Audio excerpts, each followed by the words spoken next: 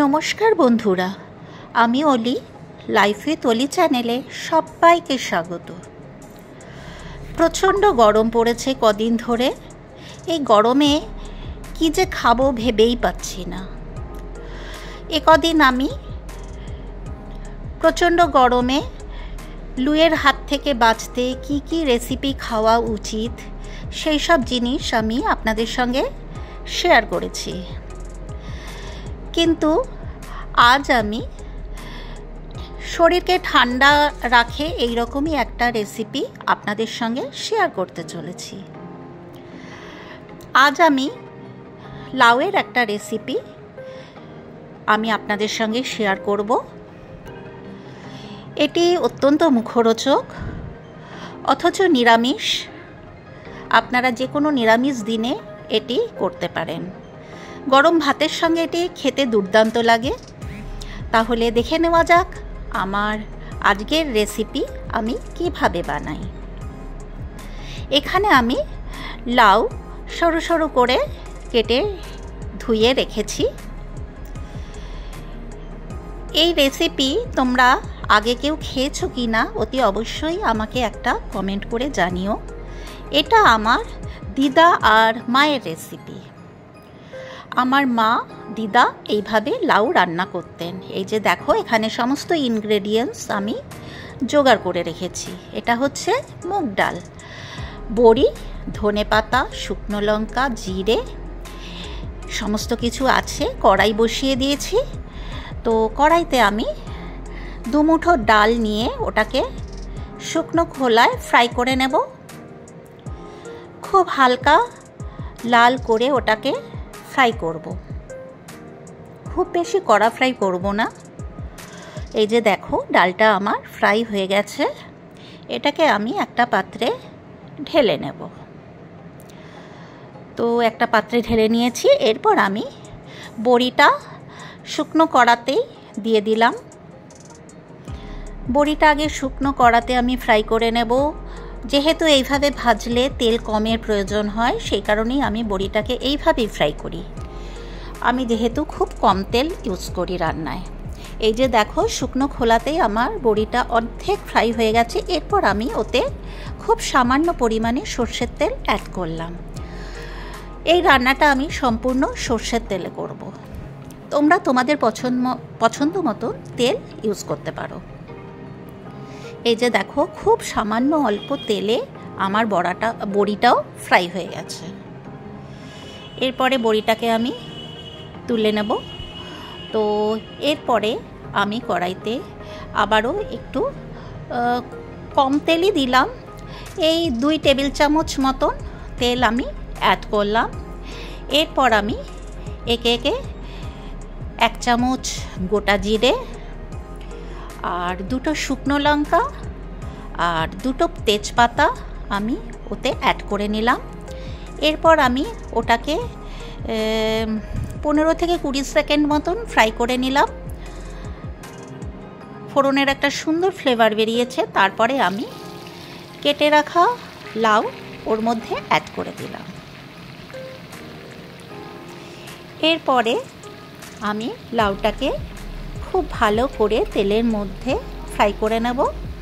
এতে আমি খুব সামান্য পরিমাণে 1 চামচ মতন হলুদ আর স্বাদ মতন নুন অ্যাড করব।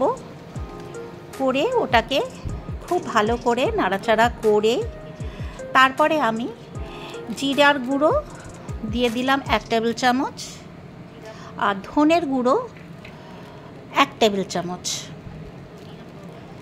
দিয়ে আমি ওটাকে আবারও খুব ভালো করে নাড়াচাড়া করে মিনিট 5-7 ওটাকে কষবো। তার মধ্যে দিয়ে দিলাম 2 কি 3টে কাঁচা লঙ্কা।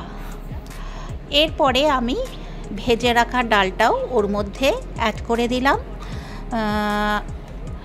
শুরুতেই অ্যাড করে দিলাম, তার কারণ ডালটা তা নাহলে সেদ্ধ হবে না। আর এই ডালনাতে আমি কিন্তু একটু জল অ্যাড করব না। তোমরা সবাই জানো লাউ থেকে বেশ অনেকটাই জল বেরোয়। যে পরিমাণ জল বেরোয় তাতে কিন্তু লাউ আর ডাল পুরোটাই আমার সেদ্ধ হয়ে যাবে। এই যে দেখো, খুব ভালো করে আমি এটাকে কষে নেব মিনিট 5 থেকে 7। তারপরে আমি ঢাকা চাপা দিয়ে দিলাম। ঢাকা দিয়ে দিলে লাউ থেকে আরও খানিকটা জল বেরিয়ে যায়। এই যে দেখেছো, আমার ঢাকা খুলে দিলাম আর অনেকটাই জল বেরিয়ে গেছে। আমি কিন্তু এতে একটুও জল অ্যাড করিনি। এই রান্নাটা গরম ভাতের সঙ্গে কিন্তু অসাধারণ লাগে। যদি তোমাদের আমার আজকের এই রেসিপি ভালো লাগে তাহলে তোমরা বাড়িতে অতি অবশ্যই এই গরমে একবার বানিয়ে দেখতে পারো। আশা করি তোমাদের ভালোই লাগবে। এই যে দেখো, ভেজে রাখা বড়িটাও আমি অ্যাড করে দিলাম। আমার লাউ সেদ্ধ হয়ে গেছে। এরপরেই আমি বড়িটা অ্যাড করলাম। আরও আগে যদি বড়িটা আমি অ্যাড করে দিই তাহলে বড়িটা ঘেটে যাবে। বড়িটা যাতে সেদ্ধও হয় অথচ গোটা থাকবে সেই রকম অবস্থায় বড়িটাকে অ্যাড করতে হবে। এরপর খুব হালকা হাতে আবারও আমি একটু নাড়াচাড়া করে ধনেপাতা কুচি অ্যাড করে দিলাম। তোমরা সবাই হয়তো জানো যে লাউতে ধনেপাতা কুচি দিলে কিন্তু ওর ফ্লেভার ভীষণ ভালো হয়, আর লাউটা একটু বেশ মিষ্টি মিষ্টি হলেই খেতে ভালো লাগে। সেই জন্য এখানে আমি 2 টেবিল চামচ চিনি অ্যাড করেছি। তোমরা তোমাদের পছন্দ মতো চিনিটা অ্যাড করবে। আর যারা চিনি পছন্দ করো না তারা ওটাকে স্কিপ করে দিতে পারো। এরপর আবারও আমি ওটাকে খুব ভালো করে নাড়াচাড়া করলাম, করে ওই জলটাকে একটু শুকোতে দেব। একটু বেশ গামাখা গামাখা হবে, ওই রকম অবস্থায় আমি লাউটাকে নামাবো। আবারও আমি ঢাকা চাপা দিয়ে দিলাম যাতে জলটা শুকিয়ে যায়। এই যে দেখো, আমার লাউ থেকে জল অনেকটাই শুকিয়ে গেছে, টেনে গেছে।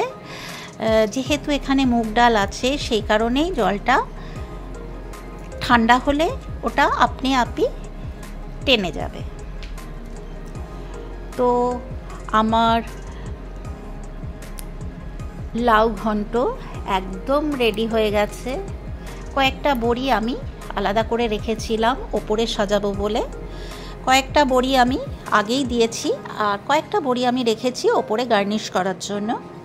এই যে দেখো, ওপরে আমি কয়েকটা বড়ি আবারও অ্যাড করে দিলাম।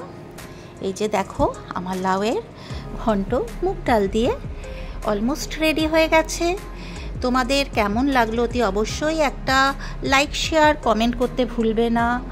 আর কেউ যদি আমার চ্যানেলে নতুন হয়ে থাকো, এখনও পর্যন্ত আমার চ্যানেলটা সাবস্ক্রাইব করোনি, তাহলে প্লিজ প্লিজ প্লিজ আমার চ্যানেলটা সাবস্ক্রাইব করে দিয়ে আমার পাশে থেকো।